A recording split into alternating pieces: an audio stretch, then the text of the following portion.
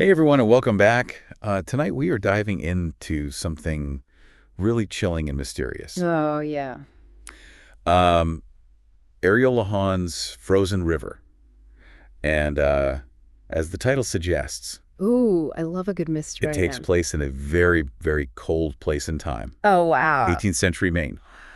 Okay. So this book is not just a mystery. Oh, It's a portal into daily life way back then. I love that. And it's all seen through the eyes of Martha Ballard.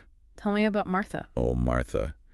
She is amazing. She's a midwife, a healer, Oh, wow. the ultimate observer of her community. So we're getting like a firsthand account of life back then. Exactly. It's like we're reading her diary Oh, cool. or like watching a historical YouTube channel. I love that analogy. And her journal is like the ultimate source material. So what kind of things did she write about? Oh, everything. Births, deaths, social gatherings, Wow. even the weather. She sounds meticulous. Oh, she was.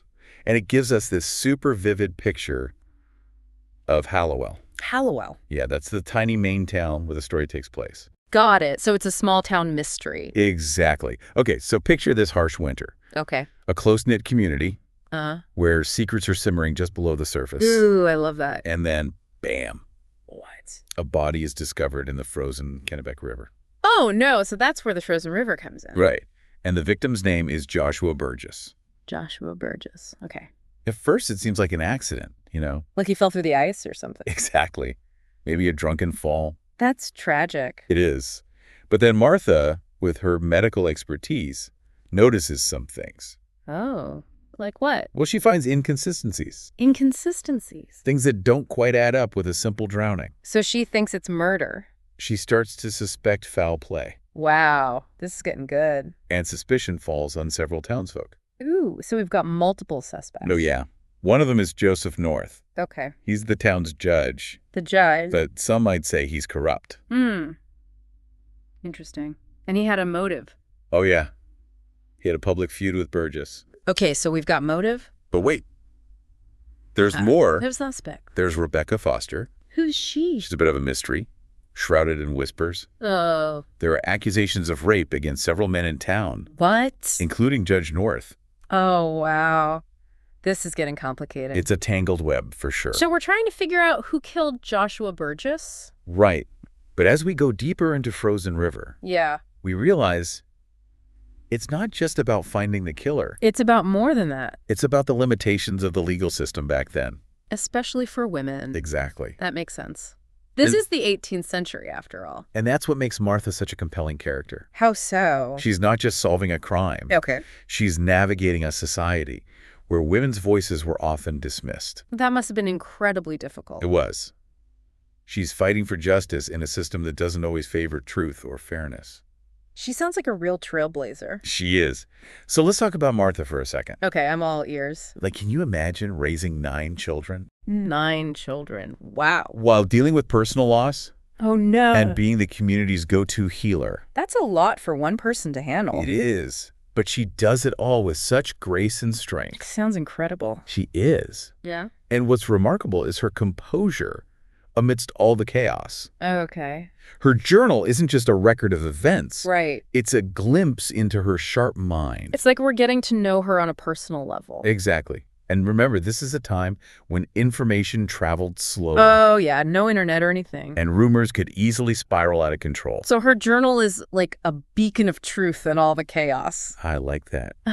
So anyway, the discovery of Joshua Burgess's body, Right. it sends shockwaves through Hallowell. I bet. Initially, it seems like an open and shut case of accidental drowning, Mm-hmm. but then Martha steps in. And she starts to question things. Exactly. And thank goodness she did. Why? Because with her medical knowledge, she spots inconsistencies. Like what kind of inconsistency? Bruises, wounds. Oh. Evidence that points to something far more sinister. So it's definitely murder.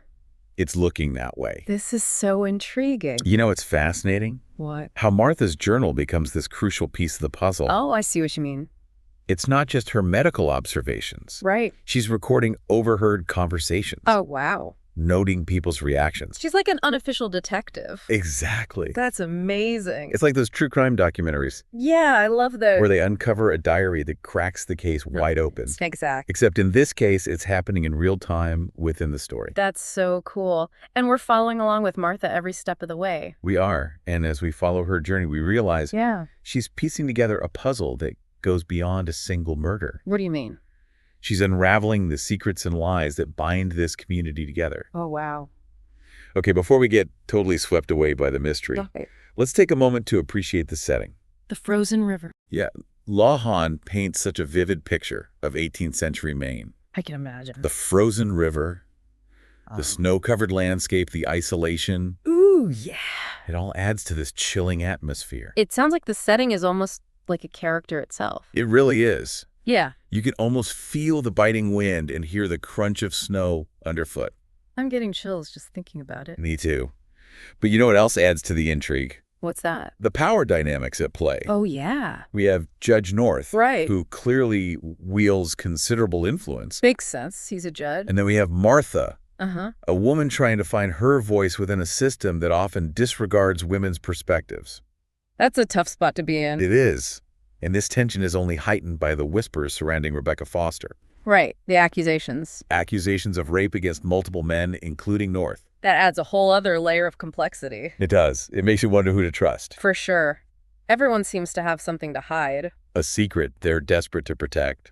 I can't wait to see what other secrets we uncover. And as we journey deeper into this frozen river mystery alongside Martha, Yeah. we'll uncover those secrets piece by piece. This is going to be good. Welcome back, everyone. We're picking up right where we left off. With a community on edge. Exactly. A murder investigation that's really shaking things up in Hallowell. Like crack the surface of this seemingly peaceful town. Precisely. All these hidden tensions and secrets bubbling to the surface. And Martha is right in the thick of Oh, it. absolutely. With her unique perspective as a midwife And a healer. and just a trusted member of the community. Right. She's both an insider and an observer. Which gives her a really interesting role in all this. It does. You know, this book really highlights the challenges women faced back then. In the 18th century. Yeah. They were often silenced, their testimonies questioned. It's hard to imagine. It is. Their access to justice was limited. Simply because they were women. Exactly. And that's what makes Martha's role so powerful. I agree. She's not just solving a crime. She's navigating a system that's stacked against her. And she refuses to be silenced. It makes you wonder, though. What was that? Wasn't she taking a huge risk by challenging someone like Judge North? Oh, absolutely. He was a powerful man. With a lot of influence. And a reputation for being corrupt. By questioning him, Martha was putting herself in a dangerous position. Especially back then when women had very few legal rights. It's a good reminder that she's not some fearless superhero. Right. She's a real woman making difficult choices. With real consequences. But despite the risks, Yeah. Martha presses on. Driven by her sense of justice. And her desire to uncover the truth. So what happens next? Well, the tension keeps building. Secrets are revealed. Oh, okay. And then we're thrust into the courtroom drama. Oh, wow. The trial. The trial for Joshua Burgess's alleged murderer. This is it, the climax of the story. It's intense. There are accusations, shifting alliances. It's like a real spectacle. It is. But amidst all the drama, Yeah. there's this underlying sense of injustice. You mean like the legal system wasn't really fair? Exactly. It seemed more concerned with protecting reputations. And finding the truth. And this is especially evident in how Rebecca Foster is treated. The woman who accused Judge North of assault. Yes. Her accusations are met with skepticism Oh, no. and dismissal. Because she's a woman. It's heartbreaking to see how the legal system fails to protect her. It makes you wonder how many other women suffered in silence. It was a chilling thought. It is. But it adds another layer of depth to the story. We're not just trying to solve a murder. Right. We're trying to understand the broader societal forces at play. The injustices that were happening. And as the trial progresses, Yeah. we see how those injustices impact the pursuit of truth. It's like justice is being obstructed. In a way. And remember, Martha isn't a trained detective. Right. She's using her intuition, her knowledge of medicine, And her understanding of people. to piece together the puzzle. But she's up against a system that doesn't value her perspective. Because she's a woman. It's frustrating. It is. But in those moments of struggle, Yeah. when she pushes back against the limitations, That's when Martha's character really shines. She's a symbol of resilience. And determination. Okay, so we've got this gripping trial. Uh-huh. Tensions are high. What happens next? Lawhon throws a curveball. A curveball. The truth about Joshua Burgess's death is revealed. Finally. But not in the courtroom. Not in the courtroom. Wow. That's unexpected. It's a shocking twist. That makes us question everything. It does. It raises questions about justice. About the burden of secrets. And the choices people make when faced with moral dilemmas. It's like the truth is more complicated than we thought. Exactly. It leaves you grappling with moral ambiguity. Trying to make sense of it all.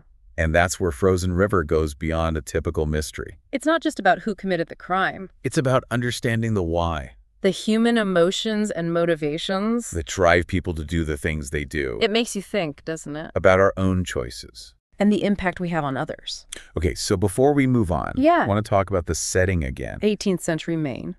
Lawhon does an incredible job of bringing it to life. It's like you're right there with them.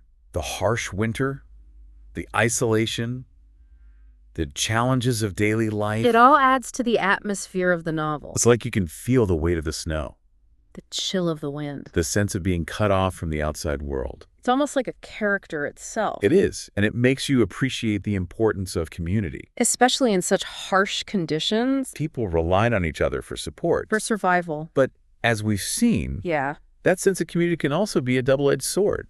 How so? It can lead to gossip, judgment conformity. It's a reminder that human nature is complex, with both good and bad. Light and shadow.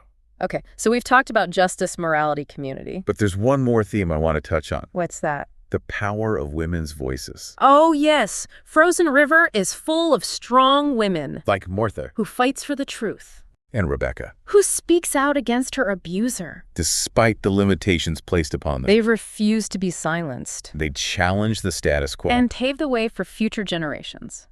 It's a powerful message. It is a reminder that hope and resilience can prevail. All right, so we're back and ready to wrap up Frozen River. Yeah, this book has been such a wild ride. It really has.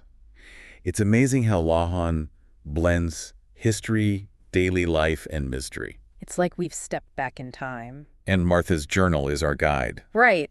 It's more than just a record of events. It's like a window into the soul of this community. Exactly. We get to see how people interacted. Their relationships, their secrets. Like those scenes at Samuel Coleman's store. Yeah, remember those? It wasn't just about buying supplies. It was about gossip alliances. The subtle ways power played out. You know, it's like watching a social chess game.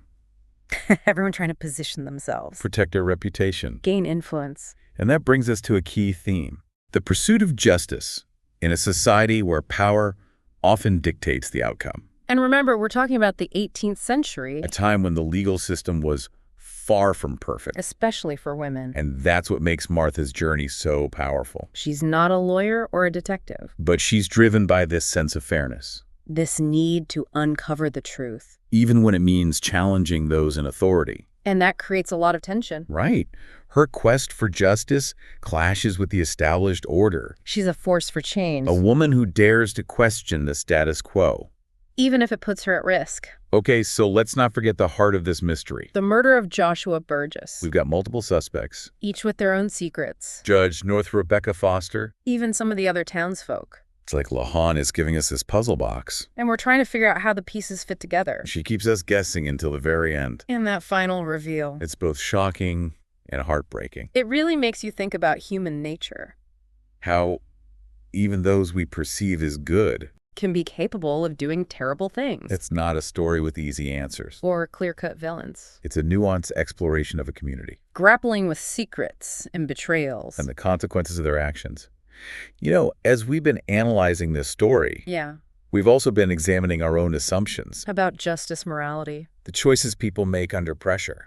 It's a story that stays with you. It makes you think about your own life. Your own choices. And the impact you have on others. And in the end, it's a testament to the power of one woman's voice. Martha's unwavering pursuit of truth. Her courage to challenge the status quo. It speaks to the human spirit. Our desire for fairness and accountability. And that's something that resonates with us today. Absolutely. So if you haven't read Frozen River yet, I highly recommend it. It's a story that will stay with you. And make you think about the world in a new way. Thanks for joining us on this deep dive. Until next time. Keep those minds curious. And those hearts open.